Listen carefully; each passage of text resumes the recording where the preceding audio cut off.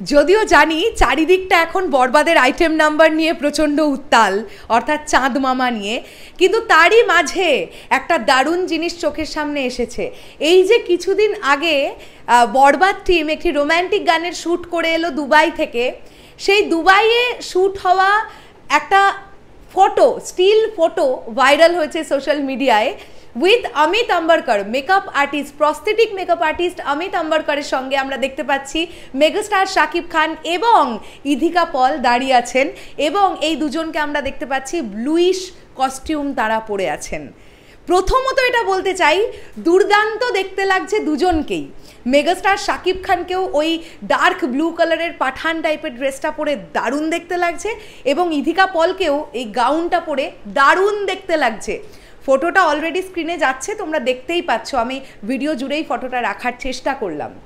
এখন কথাটা হচ্ছে বন্ধুরা, এটা কোন রোম্যান্টিক গানটা? এই রোম্যান্টিক গানটা কি আমরা ছবি মুক্তির আগে পাবো, নাকি এই রোম্যান্টিক গানটা আমরা একদম বড় পর্দায় দেখার সময় ডিরেক্টলি পর্দায় দেখতে পাবো? মানে বড় পর্দায় রিলিজ হয়ে যাওয়ার পরে কি এই গানটা পাবলিশ করা হবে কন্টেন্ট হিসেবে? সেইটাই কিন্তু এখন একটা দেখবার মতন ব্যাপার।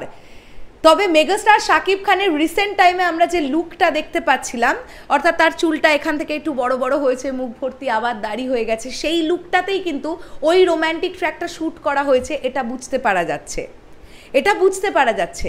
দারুণ লাগছে, খুব সুইট লাগছে দুজনকে দেখতে। দেখো, দ্বিধা গানটা একটা অন্য রকমের গান, একটা অন্য রকমের ভিজুয়াল আমরা পেয়েছি। যদি আমরা জায়গাটা দেখি, যে ছবিটা আমরা দেখতে পাচ্ছি, বালির ওপরে দাঁড়িয়ে আছেন কিন্তু তারা, অর্থাৎ দুবাইতে শ্যুট, আমরা জানি আরবিয়ান কান্ট্রিগুলো বালি কেন্দ্রিক হয়। সো এরকম কিছু সিন আমরা হয়তো বা পাবো, যে সিনগুলো আমাদের মনোমুগ্ধকর লাগবে দেখতে যখন আমরা বড় পর্দায় দেখব। প্রশ্ন আমার একটাই, অমিত আম্বারকর কি করছেন ওখানে?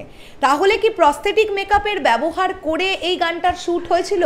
মেগাস্টার শাকিব খানকে কি আমরা কোনো দৃশ্যে প্রস্থেটিক মেকআপের ব্যবহার হতে দেখতে পাবো, নাকি নর্মালভাবেই এই গানটা শ্যুট করা হয়েছে, অর্থাৎ যে লুকে আমরা তাকে, তার ছবিটা দেখতে পাচ্ছি, এখানে ভাইয়ার ছবিটা দেখতে পাচ্ছি? আমার এটাই কিন্তু একটা ব্যাপার খুব জানার, এটা জিজ্ঞাস্য। অমিত আম্বারকর তো প্রস্থেটিক মেকআপ করিয়েছেন, আর বাকি মেকআপ তো করিয়েছেন সবুজ ভাইয়া। তাহলে অমিত আম্বারকর কি করছেন ওখানে? ওই পার্টিকুলার গানের শ্যুটে উনি কেন গেলেন দুবাইতে?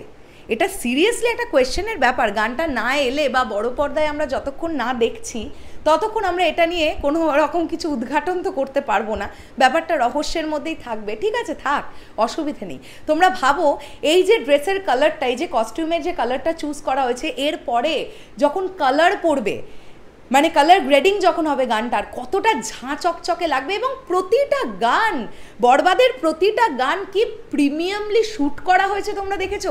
প্রত্যেকটা ফ্রেম একদম ঝাঁ চকচকে ব্যাপার। মানে পোস্ট প্রোডাকশনে যারা কাজ করেছেন, আমরা যেটা জানতে পারছি যে তুফান টিমে যারা কাজ করেছিলেন, তারাই বরবাদ টিমের পোস্ট প্রোডাকশনটা দেখেছেন, তো তারা দারুণভাবে কাজ করছেন, এটা নিয়ে কোনো ডাউট নেই। মানে একটা ঝাঁ চকচকে ব্যাপারটা না আমরা বোধহয় থ্রু আউট ছবিটাতে পেতে চলেছি, গানগুলোতে তো অবশ্যই। চলো, শেষ করলাম। তোমাদের কি বক্তব্য এই বিষয়টাকে নিয়ে? কি মনে হচ্ছে, এই রোম্যান্টিক গানটা কি তাহলে রিলিজের আগে আমরা পাবো, নাকি ডিরেক্টলি আমরা দেখবো বড় পর্দায়, তারপরে আসবে ইন্টারনেটে? কি মনে হচ্ছে সেটা কমেন্ট করে জানাতে পারো। দেখা হচ্ছে আবার খুব শিগগিরই। তাহলে এখনের জন্যে টাটা।